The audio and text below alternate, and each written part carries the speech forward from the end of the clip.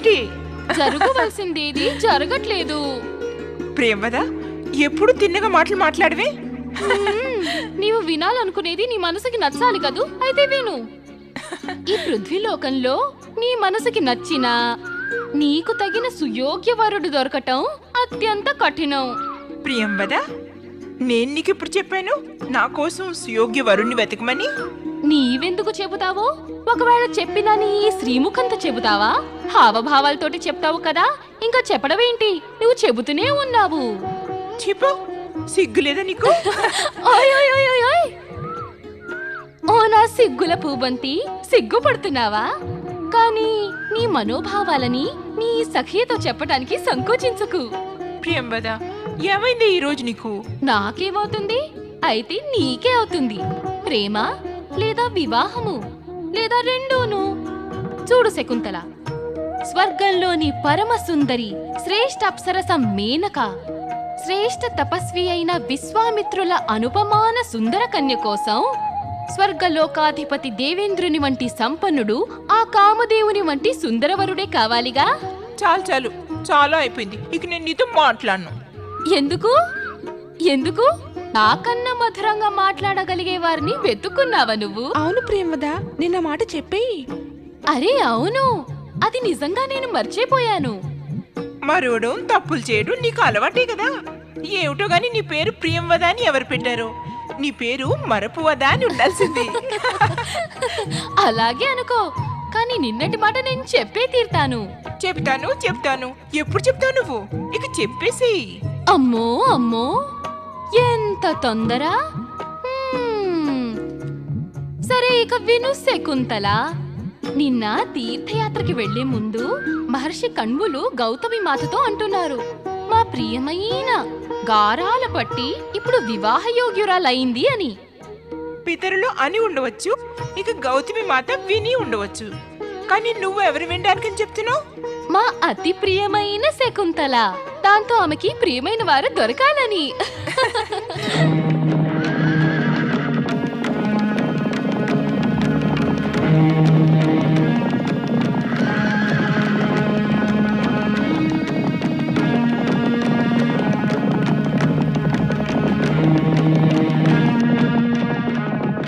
సారథి, మేము అలసిపోయాం. కొంతసేపు విశ్రాంతి తీసుకోవాలనుకుంటున్నాం. ఉపయుక్త స్థలం కనబడితే రథాన్ని ఆపుచి.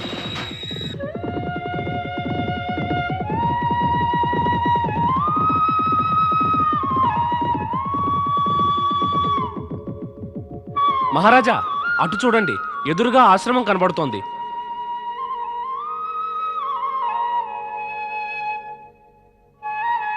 ఆగటానికి ఈ స్థానం ఉత్తమంగా ఉంటుంది.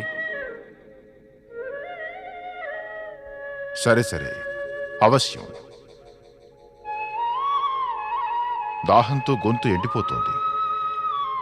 ఆశ్రమంలో శుద్ధ శీతల జలం అవశ్యం దొరకగలదు. సారథి, ఈ ఆశ్రమం ఎవరిది? అది నాకు తెలియదు మహారాజా. అక్కడికి వెళ్ళి నీళ్లు అడుగుదాం, అప్పుడైనా తెలుస్తుంది కదా.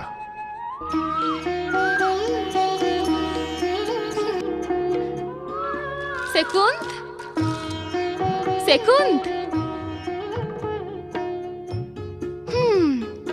శకుంతల వెళ్ళింది ఉద్యానవనంలోకి.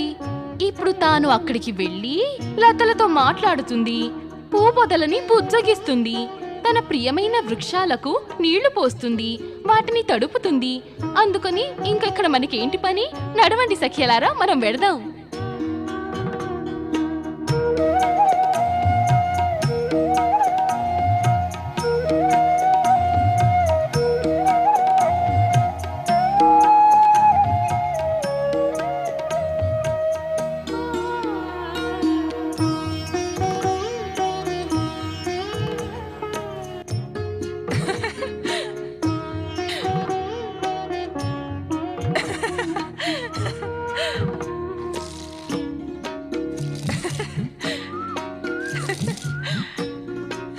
సుందరి,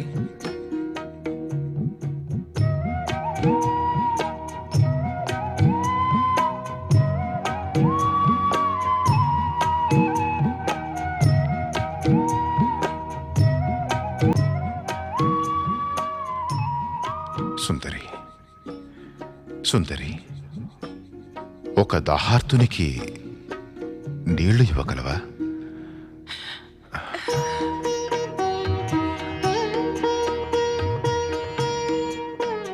ఇదేం ఆశ్రమం సుందరి, ఇక్కడ అడిగినప్పటికీ నీళ్లు ఇవ్వటం లేదు. ఒక దాహార్తుని తృష్ణకు బదులు పలకటమే లేదు. లేదు మహాపురుష, లేదు. దాహార్తునికి ఇక్కడ నీరు దొరకదా? అలా ఇక్కడ జరగదు. అలాగే జరుగుతుంది దేవి. లేదు, అలా జరగదు. అలా జరుగుదా? అయితే తమ సుకుమూల హస్తాలతో ఈ దాహార్తునికి నీరు తాగించండి. నీరు తాగించు దేవి. మరి నేను మొక్కలకి నీళ్లు పోస్తున్నాను. మొక్కల దాహాన్ని అర్థం చేసుకుని వీటికి నీరు పోస్తున్నావుగా దేవి. ఎదురుగా ఉన్నట్టి దాహార్త పురుషుని దాహాన్ని తెలుసుకుని అతనికి నీరు త్రాగించవా? హా, త్రాగిస్తాను.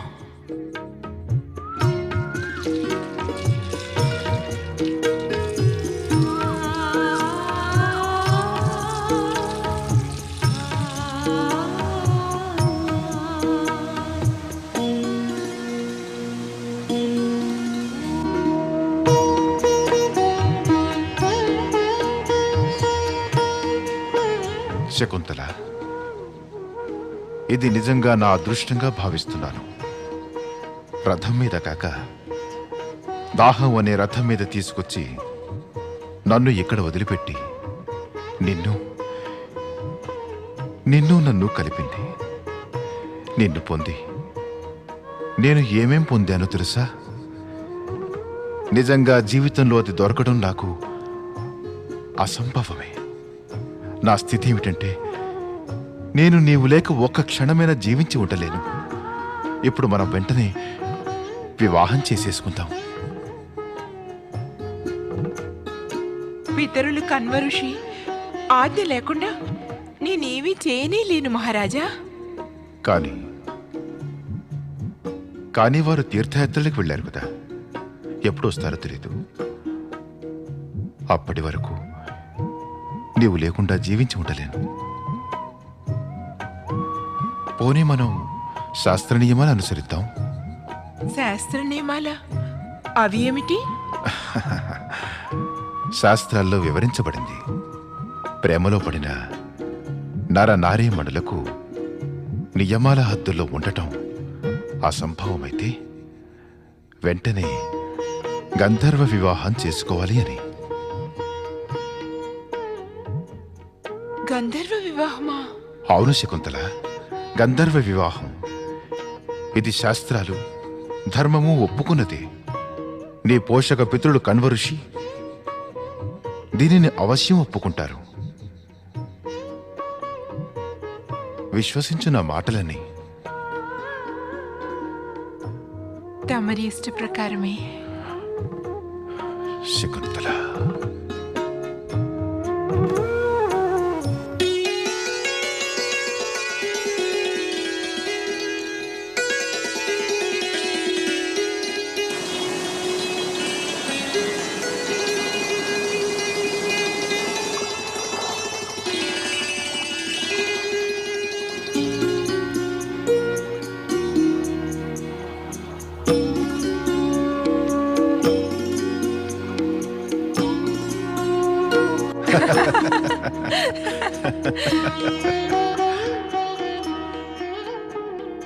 శకుంతల, ఏమీ ఆలోచిస్తున్నావు? ఏదో చింతనలో ఉన్నట్టున్నావు. అదే, పితరులు తీర్థయాత్ర నుండి వచ్చాక అప్పుడు. శకుంతల, గంధర్వ వివాహం తర్వాత ఇప్పుడు నువ్వు సర్వ విధాలా మాదానివయ్యావు. అనవసర చింతలు విడిచిపెట్టు. మేమంతా సరిచేస్తాము. మరైతే నేను ఈ వివాహ విషయం గురించి నా సకులకు కూడా ఏమీ చెప్పనే లేదు, గౌతమి మాతకు లేదు. ఇప్పటి వరకు ఎవరికీ ఈ విషయం తెలియనే తెలీదు. తీరా తెలిస్తే వారంతా ఇక ఏమనుకుంటారు? ఎవరికి ఏమీ తెలియదా? మరి నాకు ఏమీ తెలియదా? నేను ఈ ప్రత్యేక మహత్వపూర్ణ సంఘటనకి నాయకుడిని. నాయకుడు తన నాయిక ప్రతి చింతని, కష్టాన్ని దూరం చేస్తాడు. శకుంతల, ఈ ముద్రిక నా ప్రేమకి, ప్రణయానికి చిహ్నం.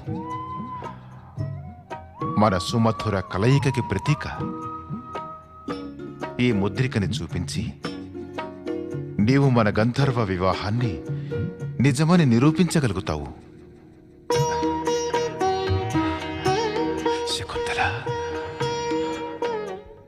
మహారాజా, తమరు బహూకరించిన ఈ అమూల్యమైన ఉంగరం మన నిశ్చల ప్రేమకు, ఆత్మీయమైన ప్రణయానికి ప్రమాణమైన చిహ్నం. మన మధుర సమాగమానికి ఇది సాకార సాక్షి. మన గాంధర్వ వివాహాన్ని సత్యం అని నిరూపించే సాక్ష్యం. నా మనోపలకంపై మనం ప్రప్రథమంగా కలుసుకున్నప్పటి మీ సుందర వదనం అంకితమై నిలిచిపోయింది. నిజం చెప్పాలంటే మహారాజా, ఎంతో సమయం గడిచిపోయినా నాకు ప్రతి క్షణము, ప్రతి నిమిషం మీ సుందర వదనారవిందమే గోచరిస్తూ ఉంది. నేను తమరికి లేఖ వ్రాయాలని కూర్చున్నప్పుడల్లా నా కళ్ళ ముందు మధుర స్మృతులు ఎన్నో సజీవమై నిలుస్తాయి. ఆ స్మృతులన్నిటిలో మీరు, కేవలం ఒక్క మీరే కనిపిస్తూ ఉంటారు.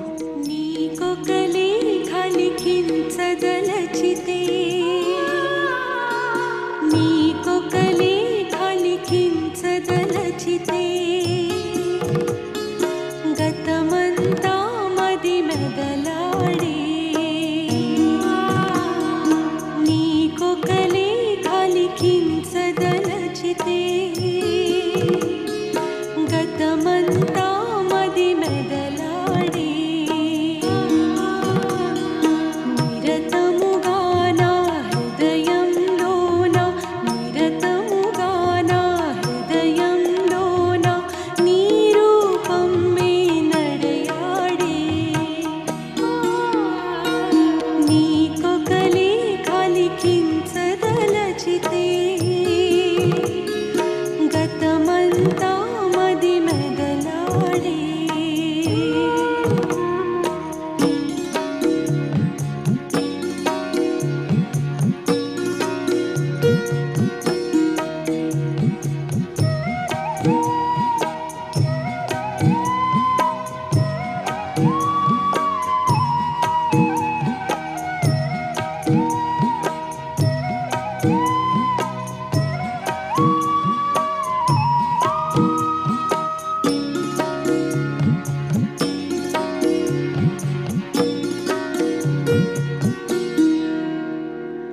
సంజ వెలుగులో కౌగలించి, సంజ వెలుగులో కౌగలించి, ఈ లోకమునే మరపించితివి. తనువు మనసు కరగిన వేళ ఆశలనన్నీ తీర్చితివి. ప్రణయపు భావన ప్రళయము తోచగా, ప్రకృతి గీతములే పాడే. నీకొక లేఖ లిఖించదలచితే, గతమంతా మది మెదలాడే.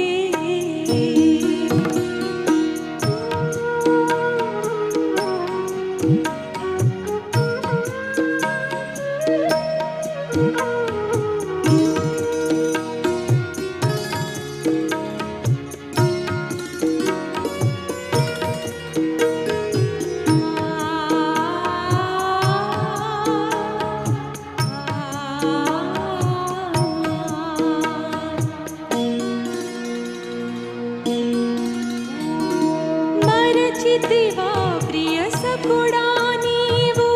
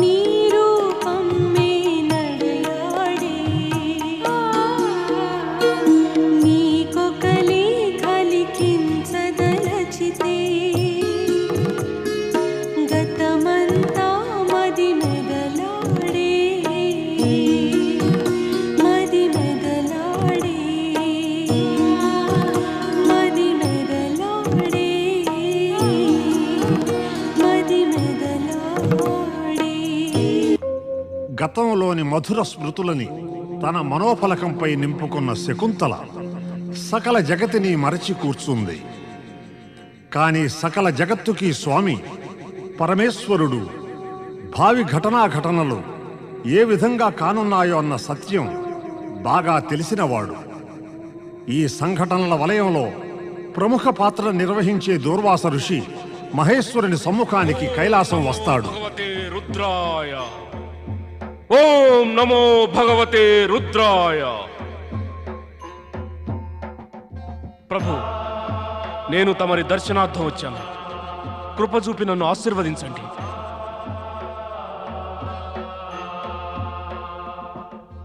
ఏమైంది ప్రభు? నా వల్ల ఏదైనా అనుచిత కార్యం జరిగిందా? తమరికి నాపై కోపమా? దుర్వాస, నువ్వు మాటిమాటికి మరుస్తావు. నీవు రుద్రావతారుడు అని మా అంశ కలవాడు. మరైనా కూడా అకారణ కోపంతో మమ్మల్ని చకితుల్ని చేస్తావు. నీవు నీ క్రోధాన్ని నియంత్రణలో ఉంచుకో. క్షమించండి ప్రభు, క్షమించండి. కానీ నేను అకారణంగా కోపం తెచ్చుకోను ప్రభు. అవినీతి, అన్యాయం, అనాచారం, అనుచిత కృత్యాలను నేను సహించలేను ప్రభు. అలాంటప్పుడే నేను ఈ నేను నుండి పైకి రా దుర్వాస. ఎవరైనా నేననే అహంకారం నుంచి బయటపడకపోతే ఈ నేనే వారిని నీచస్థానానికి లాగి నరకంలో పడవేస్తుంది. కానీ ప్రభు, ఇక మాకు ఇది కూడా తెలియను, నీవు న్యాయపక్షపాతివని. కానీ మానవ నైజము దౌర్బల్యం వలన నీ ఇదే న్యాయప్రయత్వం వ్యవస్థ అన్య ప్రాణులకు దుఃఖకారకము కూడా అవ్వవచ్చును. మరి ఋషి కర్తవ్యం దుఃఖాన్ని కాకుండా సుఖాన్ని కలిగించడమే. నేను తమరి మాటలను, ఉపదేశాలను అనుసరించే నడుస్తాను ప్రభు. కాదు, నీవు మాకు వాగ్దానమి. ఒకవేళ క్రోధావేశం వల్ల నీ వలన ఏదైనా తప్పు జరిగితే నీవు దానికి ఉపశమనం కూడా వెంటనే చేస్తావని. అవశ్యం చేస్తాను పరమేశ్వర, అవశ్యం చేస్తాను. నేను మాటిస్తున్నాను.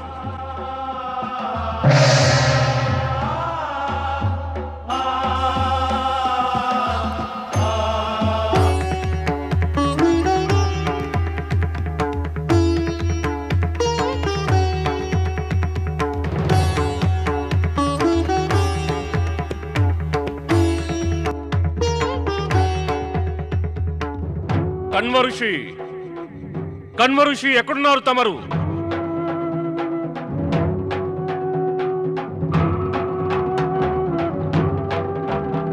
తమరు ఎక్కడున్నారు కన్మఋషి?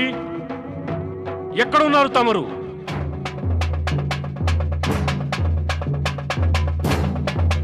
ఓ కన్యా,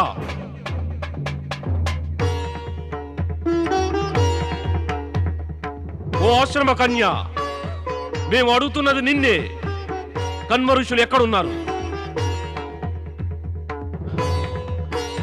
మాకే అవమానమా?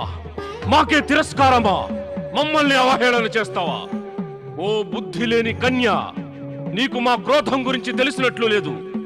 తెలియదా? అయితే తెలుసుకో. దుష్ట కన్యా, నీవు మా పిలుపుకేమీ బదులివ్వకుండా మమ్మల్ని ఘోరంగా అవమానించావు. మేము నీకు శాపాన్నిస్తున్నాం కన్యా.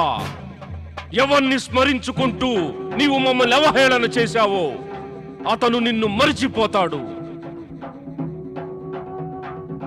అతని స్మృతి పదం నుంచి నీ పేరు, నీ రూపం, నీ ఆలోచనలు అన్నీ తుడిచిపెట్టుకుపోతాయి.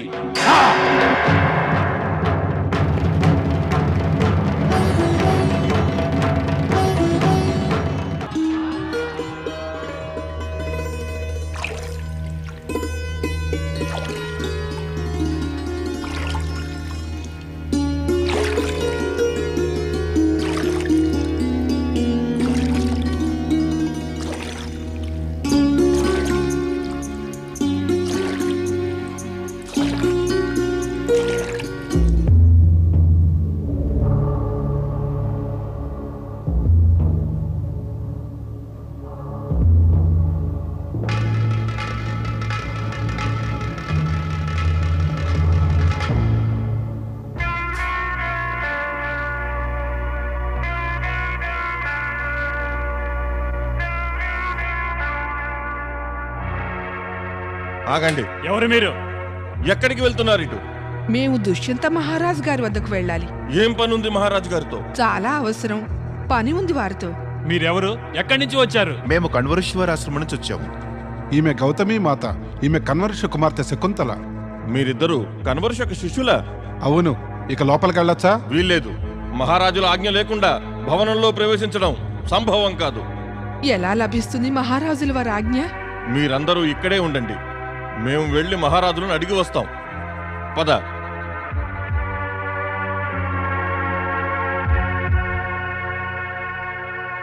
మహారాజులకు జయము. ఏమిటి సంగతి? మహారాజా, రాజభవన ద్వారం వద్దకు ఆశ్రమవాసులు ఎవరో వచ్చారు. ఎవరు ఆశ్రమవాసులు? కణ్వర్ష ఆశ్రమం నుంచి వచ్చారు. వారి ఇద్దరి శిష్యులు, వారి కుమార్తె శకుంతల, వారితో పాటు ఒక వృద్ధురాలు గౌతమి మాత వచ్చారు. శిష్యులు శకుంతల, గౌతమి మాత, వీరందరూ ఎవరు? సరే, వారెవరైనా సరే వారిని లోపలకు పంపాలని మా ఆజ్ఞ. మహారాజుల వారి ఆజ్ఞ.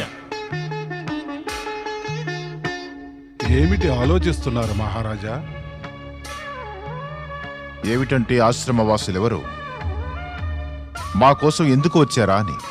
వనప్రదేశానికో ఆశ్రమానికో ఏదో సహాయం కావలసి ఉంటుంది. లేదా తమరెప్పుడైనా అటు వెళ్ళినప్పుడు వనంలోని ఆశ్రమవాసులపై దయదలచి సహాయం చేస్తానని వాగ్దానం ఇచ్చి ఉండాలి. అలాంటి ఉద్దేశంతోనే వచ్చారు. లేదు పండితోత్తమా, మేమెప్పుడు ఎవరికి అటువంటి వాగ్దానం ఇవ్వలేదు. అంతేకాక నాకు ఆ గౌతమి శకుంతల ఎవరో తెలియదు. మహారాజులకు జయము. మహాపరాక్రములు మహారాజులని మీ జయ జయధ్వానాలు సంపూర్ణ ఆర్యావర్తమంతా ప్రతిధ్వనిస్తున్నాయే. అలాంటి మీకు శకుంతల తెలియదా? కణ్వఋషి ఆశ్రమం దాకా వచ్చి తమరు గాంధర్వ వివాహం చేసుకున్న ఈమె ఎవరో మీకు తెలియదా? మీరనేదేమిటి? మేము కణ్వఋషి ఆశ్రమానికి వెళ్ళి ఈమెను గంధర్వ వివాహం ఆడామనా? అవును దుష్యంత మహారాజా. ఆశ్రమంలో ఉండే శకుంతల చెలికెత్తలే కాదు, ఆశ్రమంలోని పశుపక్షులు, చెట్లు, చేమలు కూడా ఈ సంఘటనకు సాక్షులు. మీతో గాంధర్వ వివాహం జరిగిన పిమ్మట శకుంతల ఇప్పుడు గర్భవతిగా ఉంది. అందువల్ల కణ్వఋషి నివేదన ఏమిటంటే ఈమెను తమరు తమ ధర్మపత్నిగా స్వీకరించాలి అని. మీరేమంటున్నారు? అది మీకు తెలుసునా? ఏది నిజమో నేను అదే చెప్తున్నాను. కాదు, ఇది నిజం కాదు, అబద్ధం, మిథ్యారోపణ. మీరు హస్తినాపుర పూర్వంశరాజుపై మిథ్యారోపణ చేస్తున్నారు. మేము కన్వాశ్రమంలో అడుగే పెట్టకపోతే ఇక ఈమెను వివాహమాడాననే ప్రసక్తియే లేదు. మా ఉద్దేశంలో మా పట్టపురాణి కావాలనే వాంఛయే ఈమెను ఇప్పుడు ఇక్కడికి తీసుకొచ్చింది. మిమ్మల్ని అందరినీ కూడా ఈమె భ్రమింపచేసింది. స్వామి, నా మీద మీరిలా అభాండాలను వేయవద్దు. మీరు స్వయంగా కన్వాశ్రమానికి వచ్చి నాతో ప్రణయ నివేదన చేశారు. అవన్నీ ఇప్పుడు మర్చిపోయారా? స్త్రీ చరిత్ర విషయమై ఎన్నో విశేషాలు విన్నాం మేము. కానీ ఇప్పుడు ప్రత్యక్షంగా చూస్తున్నాం. తన స్వార్థ వాంఛతో ఒక స్త్రీ అబద్ధాన్ని నిజమనేందుకు సిగ్గుపడటం లేదు. లేదు లేదు, ఇది నిజం కాదు. తమరు ఆశ్రమం విడిచి వెళ్ళేటప్పుడు త్వరలో తిరిగి వస్తామని, వచ్చి తమతో పాటు నన్ను తీసుకువెళ్తామని మాట ఇచ్చారు. అదంతా తమరు మర్చిపోయారా? తమరు ఇది కూడా మర్చిపోయారా? తమరి ప్రేమకు చిహ్నంగా నాకు ఒక ఉంగరాన్ని కూడా ఇచ్చారని. ఉంగరమా? మేము నీకు ప్రేమ చిహ్నంగా ఉంగరాన్ని ఇచ్చామా? అయితే ఏది ఆ ఉంగరం? ఉంగరం ఏమైపోయింది? నా ఉంగరం ఏమైంది నీ ఉంగరం? నా ఉంగరం కణ్వఋషి ఆశ్రమంలో ఉంటున్నానని నాటకమాడే మోసగత్తెవు నీవు. నీ బూటక నాటకం కల్పితం. అందులో పాత్రధారులే లేరు. నేను నీకు ఉంగరం ఇచ్చానన్నావు, కానీ ఆ ఉంగరమే కనిపించటం లేదు. మేము మా రాజసభలో ఏ స్త్రీని అవమానించదలుచుకోలేదు. అందువల్ల కటువైన మాటలను ప్రయోగించకుండా చెబుతున్నాము. ఇక్కడికి ఎలా వచ్చావో, ఏ మార్గాన వచ్చావో ఆ మార్గాన్ని తిరిగి వెళ్ళు. నీవు గర్భవతిగా ఉన్నందున మా రాజ్యంలో నీకు ఆశ్రయమిచ్చి నీ ప్రసవానికి కావలసిన సదుపాయాలన్నీ మేము ఇవ్వగలము. పండితోత్తమ, ఈమె ప్రసవించే వరకు ఈమెకు కావలసిన ఏర్పాట్ల బాధ్యత మీదే. తమ ఆజ్ఞ మహారాజా. శకుంతల, మహారాజులకు జయము. చెప్పండి ప్రధాని, ఈవేళ ఎవరిని బంధించి పట్టుకొచ్చారు? మహారాజా, ఇతడొక పల్లెవాడు. ఇతడొక ఉంగరాన్ని దొంగిలించాడు. ఈ ఉంగరం అతను ఎక్కడి నుంచి దొంగతనం చేశాడో చెప్పటం లేదు. కానీ ఇది చాలా విలువైన ఉంగరం. ఇది అమ్మటానికి ప్రయత్నిస్తుండగా ఇతన్ని పట్టుకున్నాను. ఏ నగరవాసి, ప్రధాని చెప్పేది నిజమేనా? కాదు మహారాజా, కాదు. ఇది నిజం కాదు. కొంచెం కూడా నిజం కాదు. నేను దొంగను కాను మహారాజా. నేను దొంగను కాను. నేను కేవలం ఒక పల్లెవాణ్ణి. చేపలు పట్టి అమ్ముకుని నా పొట్ట పోసుకుంటున్నాను మహారాజా. అయితే ఇంతటి అమూల్యమైన ఉంగరం నీకెలా ప్రాప్తించింది? చేప పొట్టలోంచి మహారాజా. మహారాజా, నేను ఒట్టేసి చెబుతున్నాను, నేను ఈ ఉంగరాన్ని ఎక్కడా దొంగిలించలేదు. చేప పొట్ట కొయ్యగానే నాకు ఈ ఉంగరం కనిపించింది మహారాజా. చేప ఈ ఉంగరాన్ని మింగేసి ఉంటుంది మహారాజా. ప్రధాని, మహారాజా, ఏది ఆ ఉంగరం చూపించండి. ఇదిగో చూడండి మహారాజా.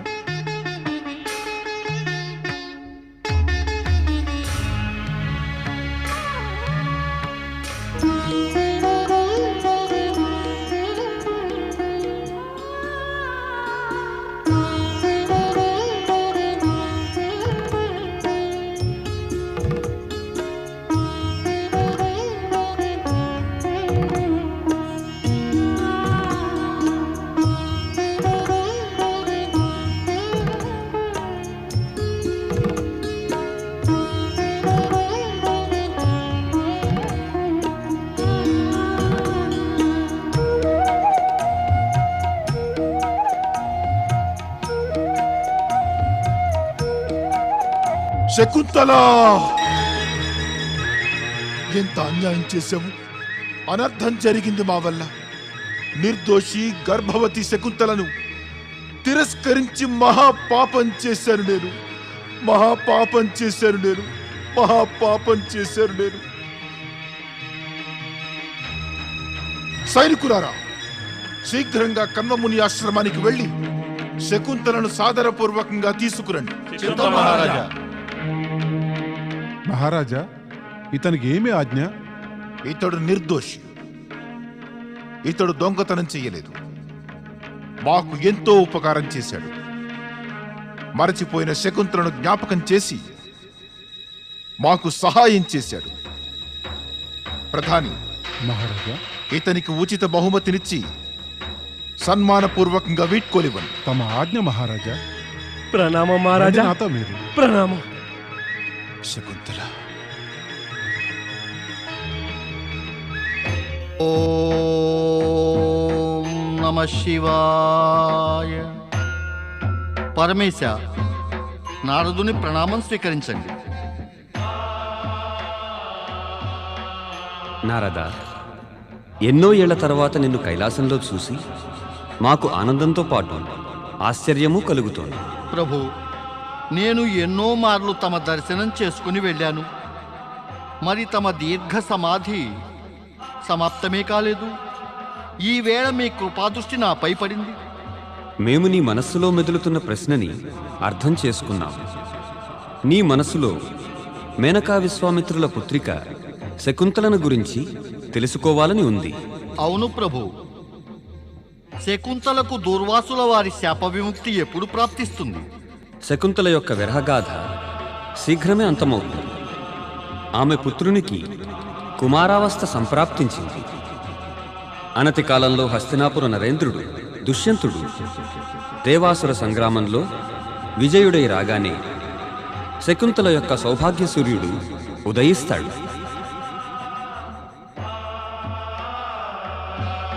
నారాయణ నారాయణ. పరమేశ, ధన్యులం ప్రభు, మీ లీలలను చూసిన మేము ధన్యులం.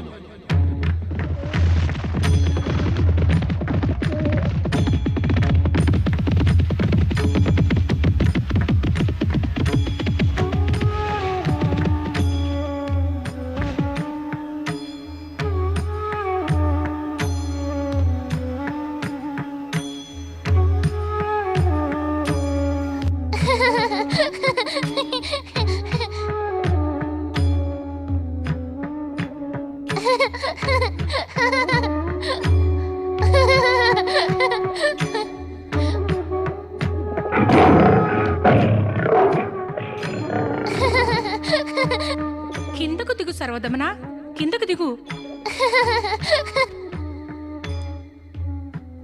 మా మాట వినవు వినవు. ఇది క్రూర మృగం. కిందకు దిగు సర్వదమన, మా మాట వినవు. దీని తల్లి వచ్చిందంటే నీ మీదికి దూకి దాడి చేస్తుంది. మీరిద్దరు ఇంత అసాధ్యం గురవుతున్నారే.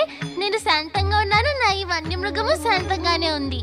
క్రూర మృగం యొక్క శాంతం కొంచెం సేపు మాత్రమే ఉంటుంది. నువ్వు ఇక్కడికి వచ్చేయి. వద్దు, నేను ఇక్కడ కూర్చుని చాలా ఆనందిస్తున్నాను. నాకు అడ్డు ఎందుకు చెప్తున్నావు? సర్వదమన, అర్థం చేసుకునేందుకు ప్రయత్నించు. రాను రాను రాను రాను. ఎవరి ప్రతాపశాలి బాలుడు? సర్వదమనుడితుడు, శకుంతలాదేవి పుత్రుడు. సర్వదమన, ఎక్కడున్నావు పుత్రా? అమ్మా, ఎక్కడున్నావు?